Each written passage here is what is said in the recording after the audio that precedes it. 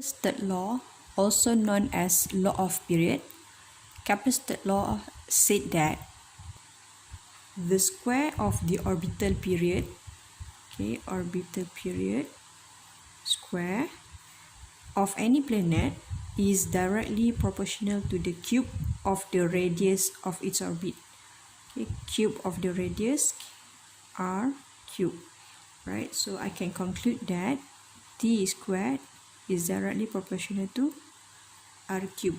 So what is orbital period?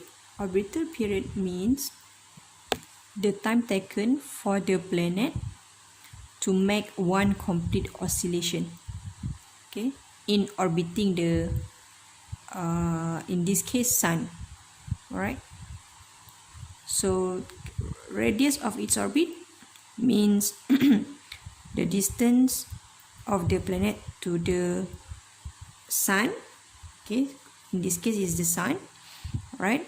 But bear in mind, must be from the center of the sun to the orbit.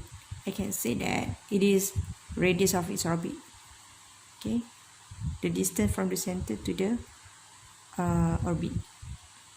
How Kepler's conclude that square of the orbital period is directly proportional to cube of radius of its orbit? Let's derive the formula. We know that there are gravitational force between two objects. For example, sun and planet M. Both will experience gravitational force from each other. Sun will experience gravitational force from planet M. M will experience gravitational force from sun. But the size of or the mass of the sun much more bigger than planet M, so that's why the gravitational force of the sun is greater and experienced by planet M. So gravitational force acts as centripetal force for the planet to make circular motion around the sun. So we have gravitational force. Previously we have learned F is equal to Gm capital M small m over r squared. G is gravitational constant. M is the mass of the sun. M is planet, mass of planet, and r squared is the distance between these two objects. And then centripetal force, we have learned that F is equal to mv squared over r. We equate this equation. We can cancel m. We can cancel r here. So what left? So v squared is equal to gm over r. We know that v is equal to s over t, displacement over time. So the displacement is the perimeter of the circle here. So circumference 2 pi r over the time is the period or orbital period, so t.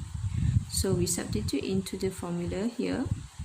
So we will get 2 pi r over t square gm over r. Then we expand here to become here. Alright.